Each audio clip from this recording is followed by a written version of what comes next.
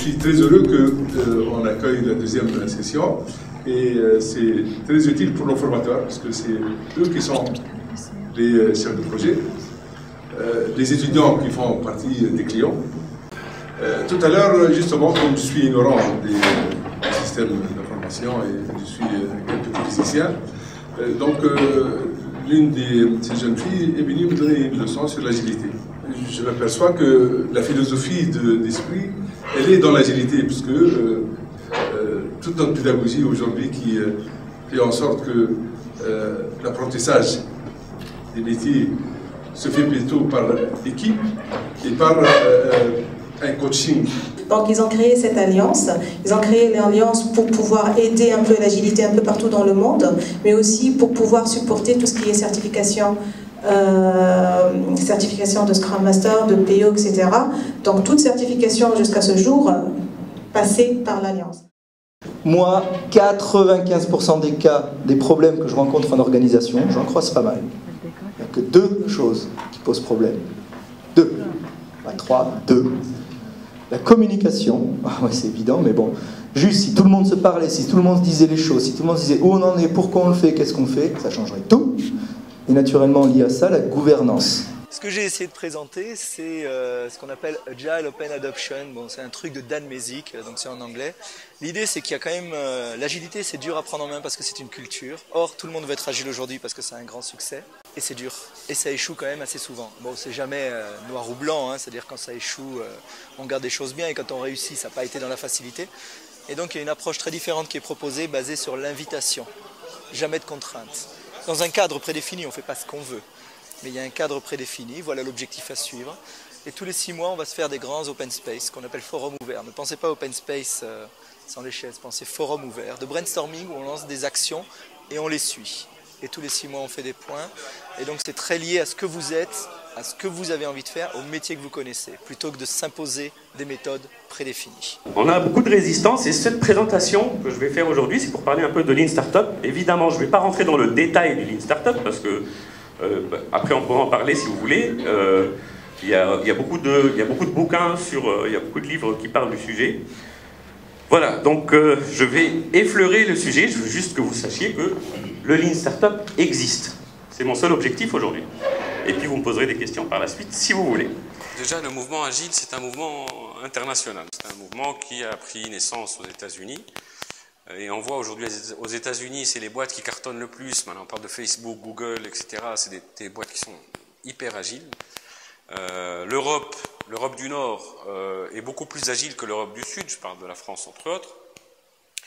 Et la Tunisie, enfin là c'est le deuxième. Je sens que l'intérêt est toujours là. On comprend. J'ai vu aujourd'hui des professionnels qui parlaient d'agilité, etc. Donc je sens qu'il y a un certain engouement ou un certain intérêt. Je pense que ce n'est pas suffisant, il faut faire beaucoup de travail, il faut sensibiliser les gens. Si je compare juste au Maroc, ils réussissent à faire 3-4 Agile Tours dans plusieurs villes au Maroc. Et surtout, ce qu'ils réussissent, et là je trouve que c'est dommage qu'en Tunisie on n'en est pas là encore, ils réussissent à avoir des coachs, des experts en méthodologie agile qui habitent au Maroc, qui sont marocains et qui habitent au Maroc, des locaux. Je pense qu'il y a un travail de sensibilisation qui doit se faire, non seulement auprès, d'ailleurs je l'avais demandé au début, quand on a commencé à parler de l'événement, non seulement auprès, bien sûr, des étudiants, c'est très important parce qu'il faut les sensibiliser, il faut faire un travail au sein des entreprises, donc on parle de développeurs, de chefs de projet, etc. Ce qui manque, je pense, aujourd'hui, c'est de sensibiliser le management, le top management, les directions, etc. Il faut qu'ils s'intéressent un peu plus à ça. Je ne vous dirai pas que c'est simple en France aussi. En France aussi, on a nos difficultés, on a des contraintes. C'est pas évident d'impliquer le management, mais on sent que ça vient de plus en plus. Il serait temps aujourd'hui en Tunisie de commencer à impliquer ces gens-là, à leur faire comprendre qu'ils ont intérêt, parce que finalement, de quoi on parle? On parle de responsabilisation, on parle d'auto-organisation, on parle d'optimisation, on parle de cash finalement. On est en train de dire, voici comment innover, comment amener plus d'argent, etc. Enfin, je veux dire, si la direction, si les patrons ne s'intéressent pas à ça, finalement, on passe à côté de quelque chose, encore une fois. Ça serait dommage. Voilà, c'est tout ce que je peux dire. Barakallahu fikum pour l'événement. Je trouve que c'était encore une fois très professionnel. Merci à Esprit, merci à toute l'équipe organisatrice aussi de Scrum User Group. Voilà, Inch'Allah, نعاودوا نشوفوا بعضنا bientôt pour un autre thème, toujours agile. Il y a aussi la Méditerranée. Donc moi, mon origine, elle est plutôt un peu comme vous. Je suis méditerranéen. Donc c'est pour ça que c'est quand même plus joli là. Non, les Hospices de Beaune, c'est très beau. La présentation qu'on vous propose, c'est un retour d'expérience dont on espère qu'il sera intéressant parce que l'idée c'est de montrer comment on a pratiqué l'agilité au sein d'un gros programme qui était géré en cycle en V, pur et dur. Voilà. Et ça a aussi amené du succès. Donc c'est ça le retour d'expérience qu'on veut vous apporter. Ça dépend énormément des contextes, c'est vrai que... Mais les pratiques et les valeurs surtout portées par l'agilité apportent plus de réussite dans ce qu'elle offre aux équipes, la capacité à s'approprier mieux ce qui doit être fait, à mieux comprendre aussi vers où on veut aller, quel est l'objectif du projet. Voilà. Donc l'idée de l'agilité, c'est effectivement d'essayer de redonner du sens au projet informatique et de mettre les équipes dans une logique d'objectifs clairs et d'objectifs que les équipes vont être plus capables de s'approprier. Voilà. Après, c'est la pratique concrète qui va dire si l'agilité va fonctionner ou pas, parce que le contexte de l'entreprise est prédominant dans la capacité à pouvoir faire de l'agile. Et ça rejoint un petit peu la présentation qu'on fait avec Frédéric, c'est-à-dire que dans le contexte dans lequel on était, qui était géré en cycle en V, pur et dur, on avait un management, une direction de programme qui était ouverte à l'esprit de l'agilité. On peut très bien se retrouver dans un contexte d'entreprise qui dit « je veux faire de l'agile », mais qui en réalité n'a pas fait le changement d'état d'esprit qui va lui permettre d'aider les équipes à appliquer ou à devenir agile pour ce que voilà. Donc c'est vraiment pas si simple quoi. Il n'y a pas de yaka faut que, c'est dur de faire de l'agilité. L'organisation de l'événement, alors déjà moi j'ai été invité par des gens que je connais avec qui j'ai travaillé et ça me fait vraiment plaisir de les revoir. Je pense à Ahmed Sinaoui et Nadia Lamloum et sur l'organisation je retrouve l'esprit dans lequel j'ai travaillé avec eux, c'est-à-dire que moi je me sens bien, on est je pense parti sur une journée qui se fasse dérouler dans un bon esprit avec deux jeunes gens qui sont adorables avec nous, donc moi je suis très content d'être là. Voilà.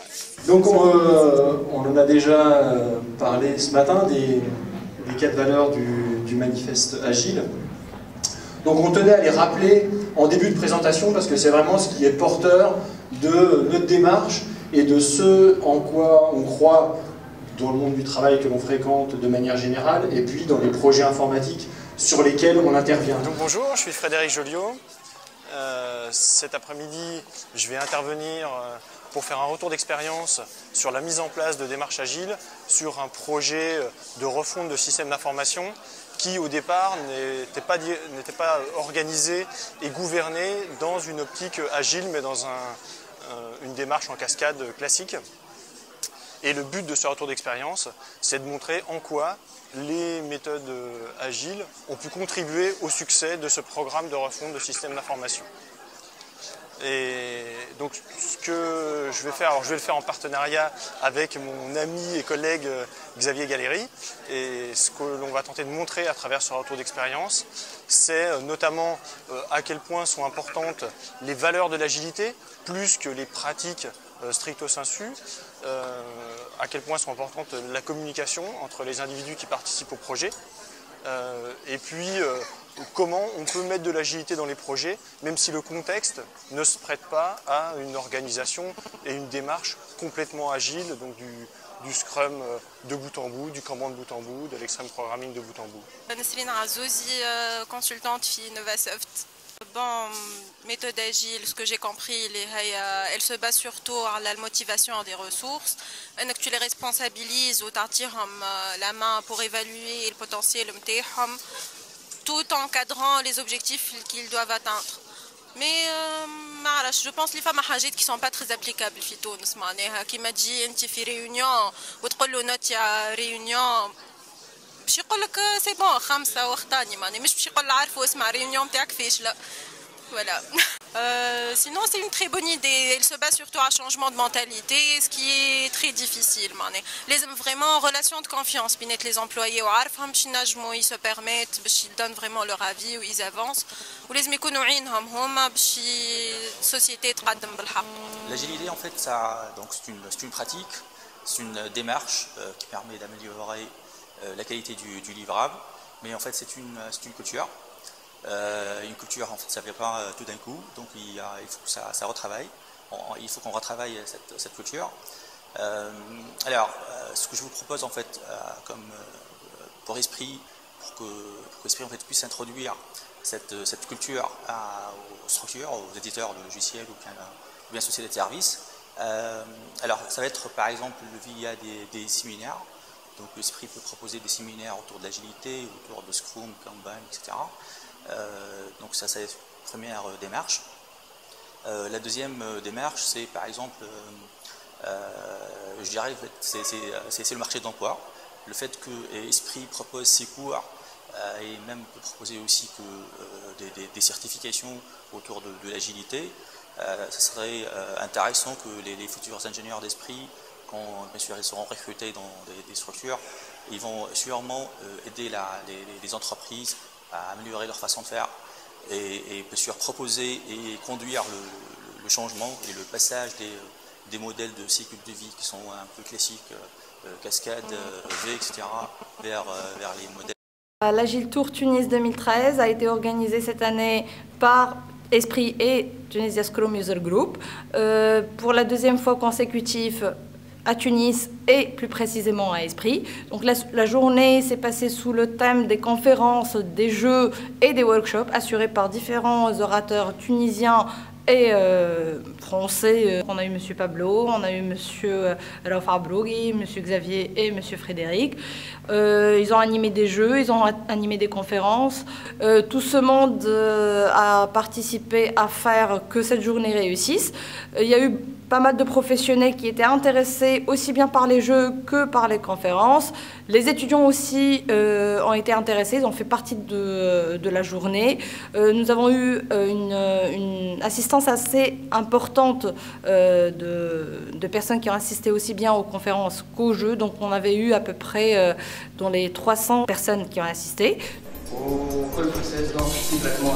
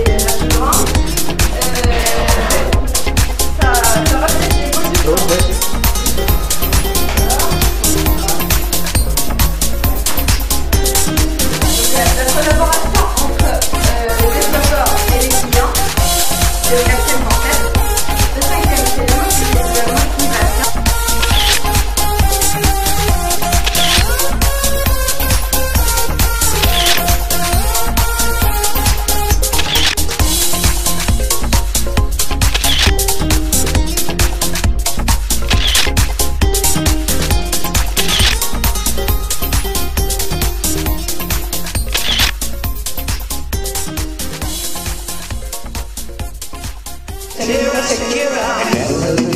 dance like this. She makes a man wanna speak Spanish. Como se llama? Bonita, su casa, su casa. Oh, baby, when I talk